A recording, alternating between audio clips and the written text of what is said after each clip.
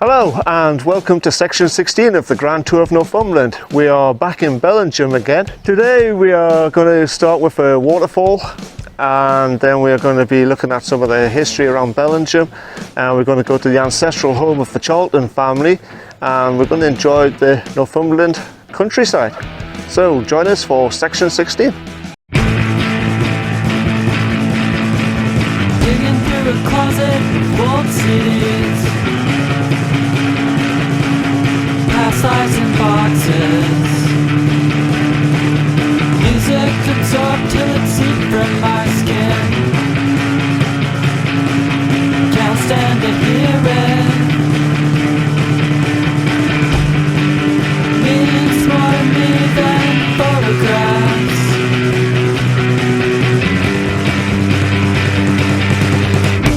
Pictures of backyard and northern sunsets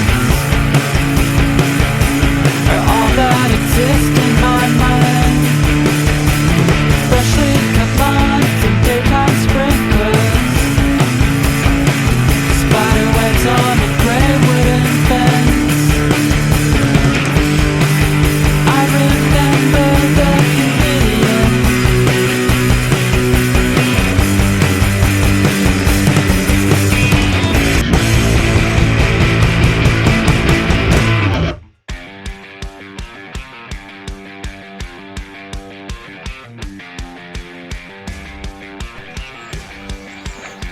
So we're beginning with the Heritage Centre of Bellingham. Have a quick look inside. The Heritage Centre has a small museum dedicated to the history of the North Tyne Valley, and the entrance fee is £4. It does look quite interesting inside though.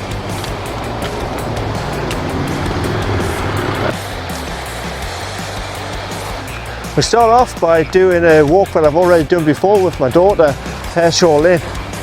It's a 3-mile walk there and back. We're 1.5 miles there, 1.5 miles back. It's quite a nice walk. There's lots of little waterfalls with one big one at the end. The road ends the remains of the dam which were connected to the ironworks in Bellingham. This here was once the site of Hareshaw Ironworks. They were founded in 1838 and consisted of blast furnaces, 24 kilns to roast the iron ore, a wagon wave that went up towards the waterfall, 70 coke ovens and various buildings. However, it only lasted 10 years and closed in 1848. This is one of the nicer waterfalls. The water's quite high today, but as you can see by the colour of the water, there's a lot of iron. The water is almost red in parts.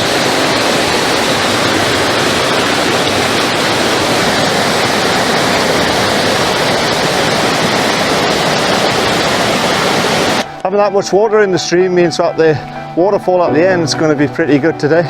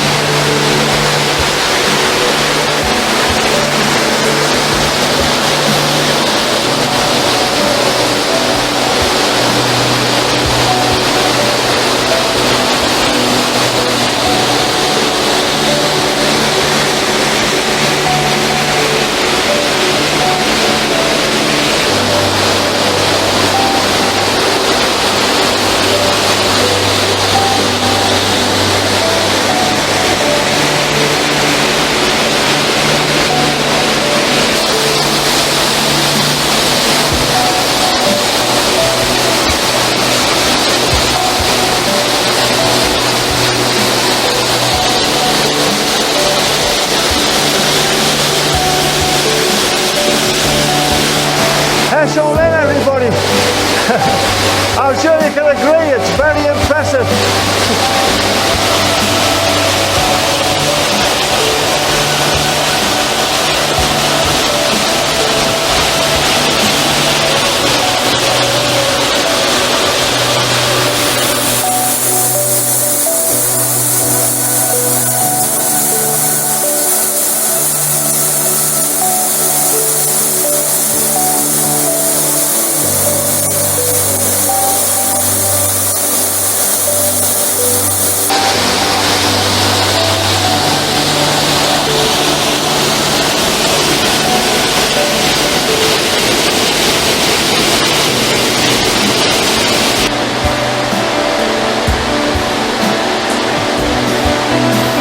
So what do you think of that one then, Neil?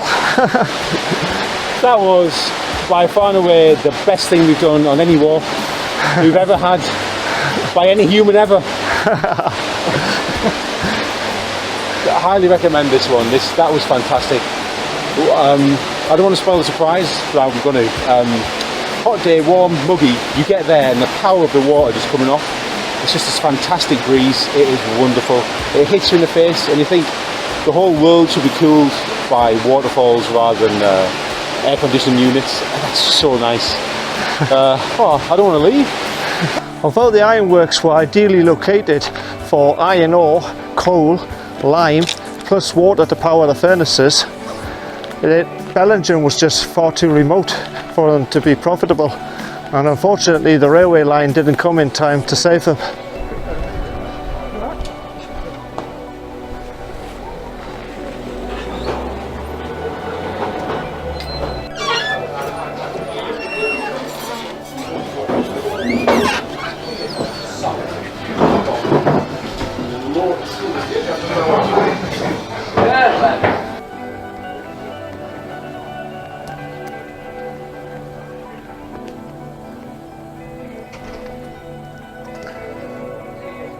Monuments for the people who fought in the Boer War.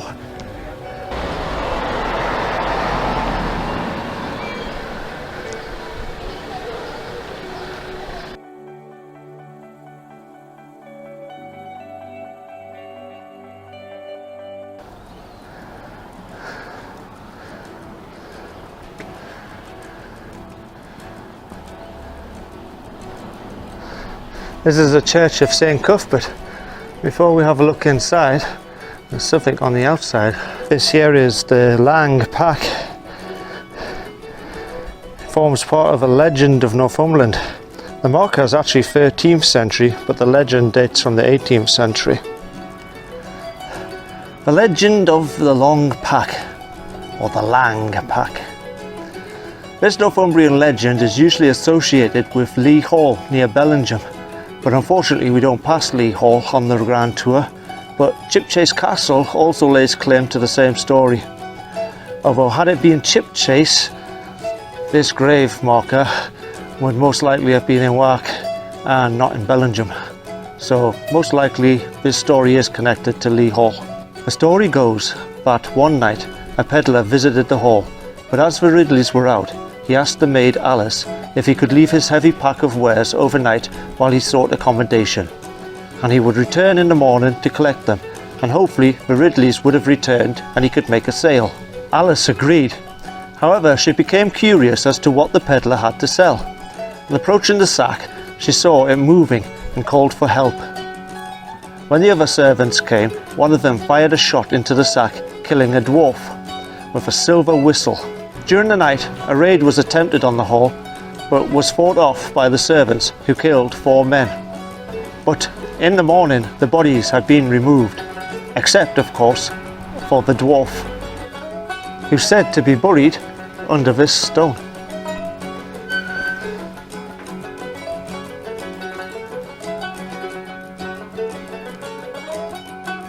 There's been a church on this site since the 12th century. But the current church largely dates from the 17th century.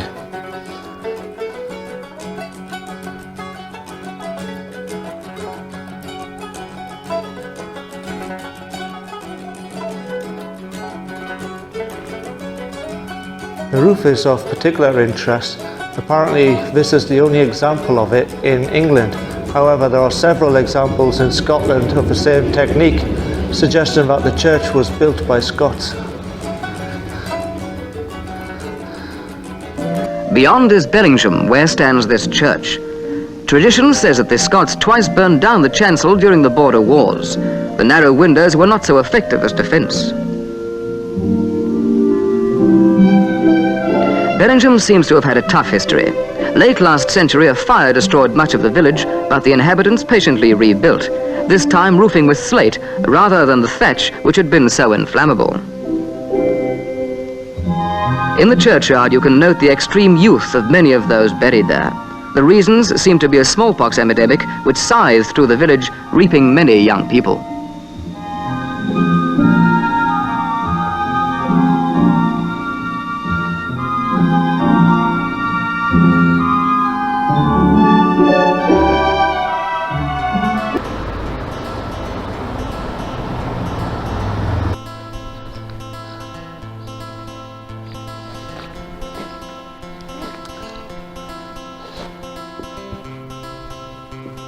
This symbol of the three horns represents the Bellingham family, who were the foresters for the King of Scotland when Bellingham was still part of Scotland. However, when Bellingham became part of England, the Bellingham family had to leave and go back to Scotland. Just behind the Black Bull, we join the Pennine Way.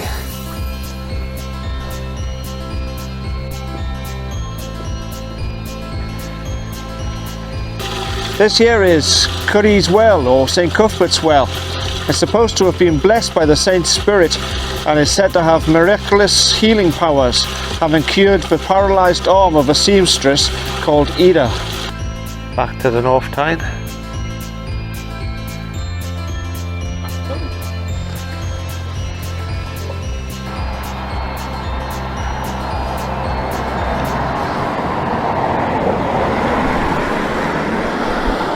Bellingham's show still going strong in 2019.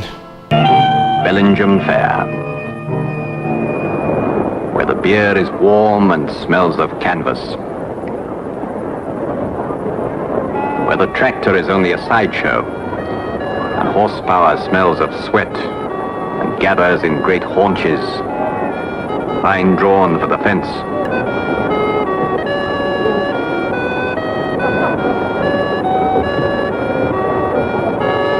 Cumberland style, subtle and taut as a sinew, the purest form of fighting. Behind them, the pipe of Northumbria, playing for a bloodless prize, brings the far-crying hills to the circus of the year.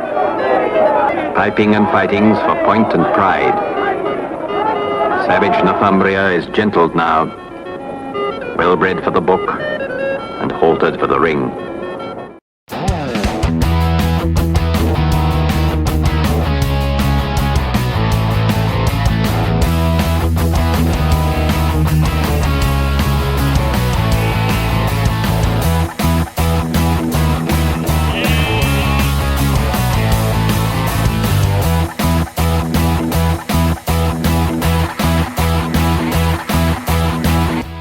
Just about to go up to Hesleyside Hall.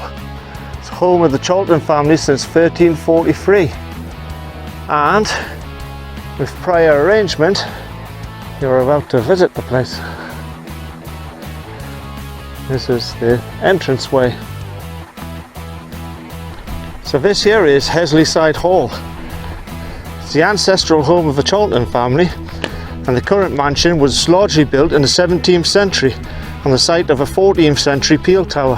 However, extensive work was carried out in the 18th and 19th centuries.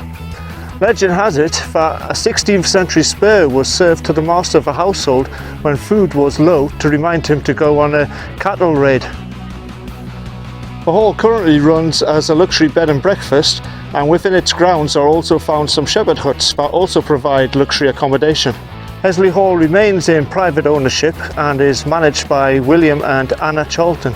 We follow this public bridleway to Pundershaw via Mantle Hill, which is up there.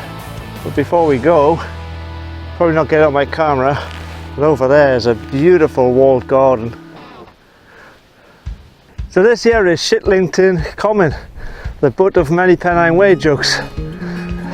Except the Pennine Way is a bit that direction somewhere. We're going straight up the top, and there should be a track that we'll find, and we'll follow the track to the top of this hill. That should give us some really, really good views. Because we're already getting some quite good views here already. Not sure you can get that. That's a sinkhole there. And there's lots of little sinkholes as you cross this part of the walk. And these are the remains of old pits. Most likely for coal.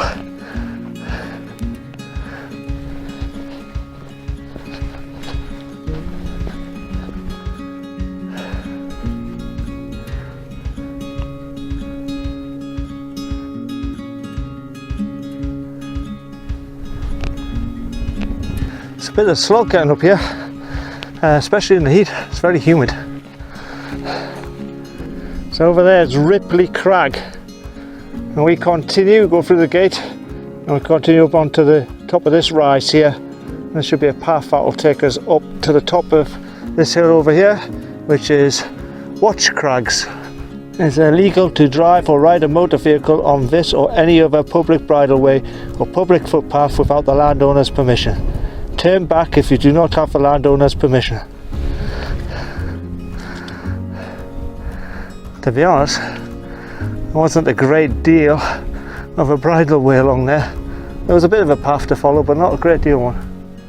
And it's the same on this side.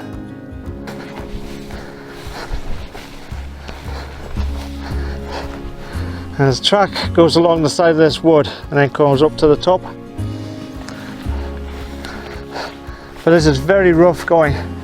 I might actually need to rethink this section of the route. I might have to rework it. I'll do it how I planned it today, but I think when I officially publish the route, I think I might have to do something slightly different. Ah dear. That bridleway, 2 miles of basically heather basher, thigh-high grass and heather. Shitling Common. Yeah, Shitling Common is very shitty. Yeah, don't recommend that. Might have to reconsider that section of the route.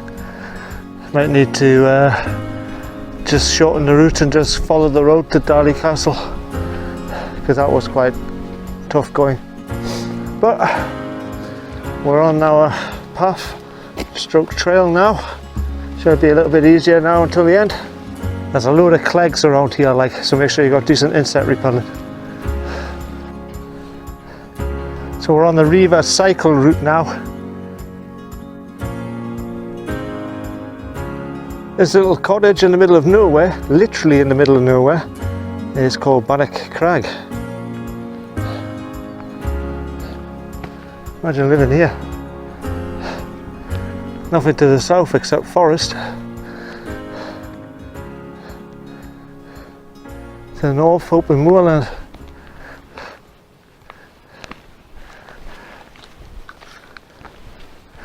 That's what you call valuing your privacy.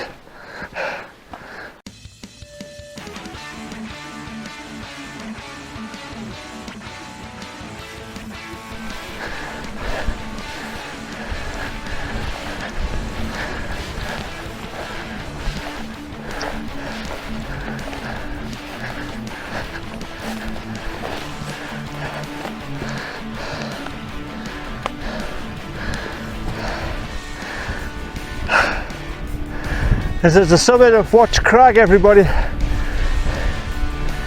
Ah dear. Unfortunately, I think I need to go to that other side to get the proper views.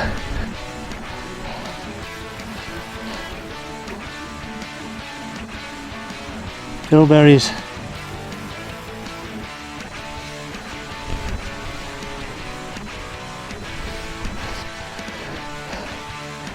Very nice.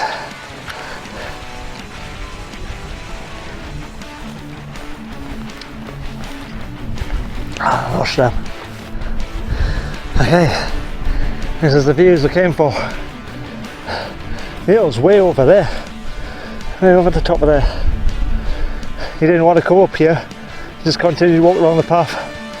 I hope he knows when to turn right, or he might end up in Kielder. I've got the map. This is the view. Absolutely stunning. Well worth the effort. It wasn't a little bit murky though. That's not too good.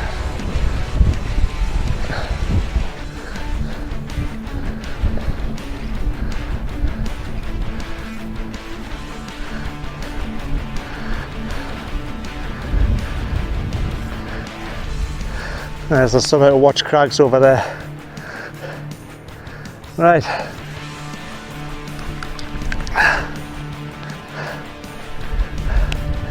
I better try and catch Neil up. Hope he's got the common sense to stop at some point. Oh, he's going to get himself lost.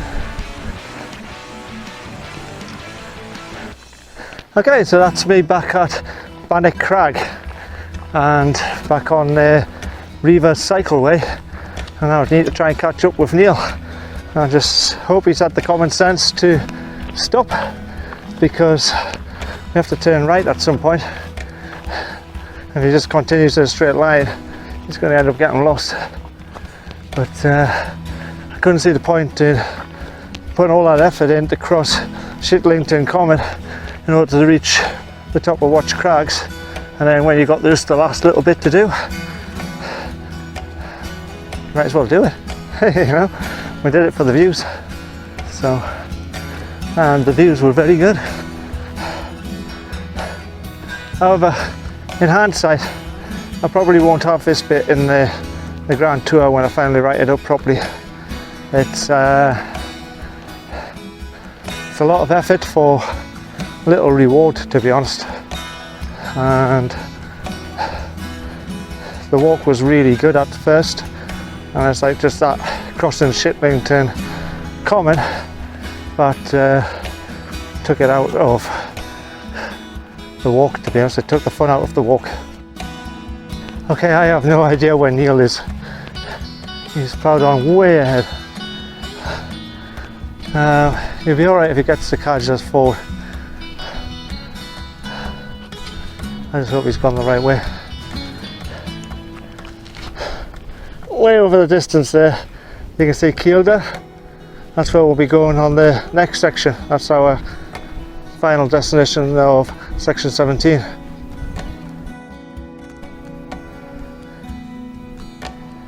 The farm over there is called Winchester. The path actually goes quite close to the farm. It looks like there's cows over there, so that'll scare Neil. I wonder where the hell he is. See, the problem is that the path is supposed to go through the farm and down the other side, but I think Neil's just gone straight towards Cadger's Ford.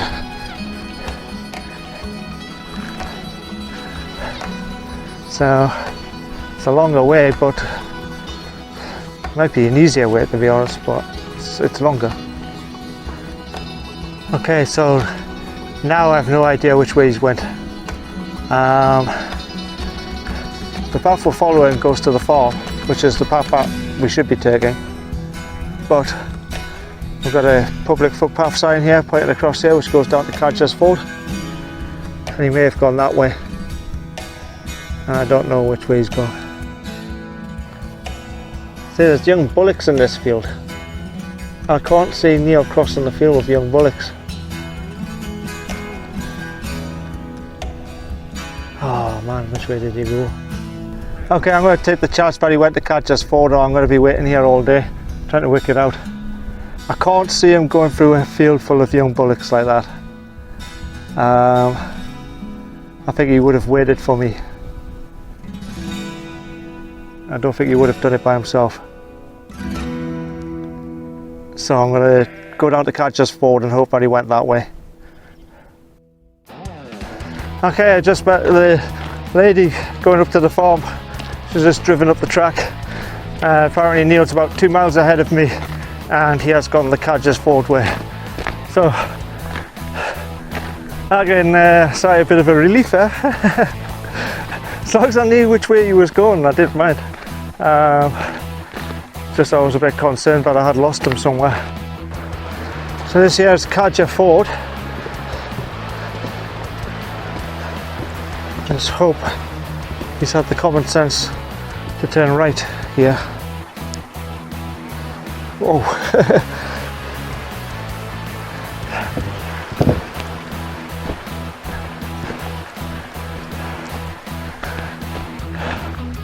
If he's turned left at any point, I don't know what I'm going to do.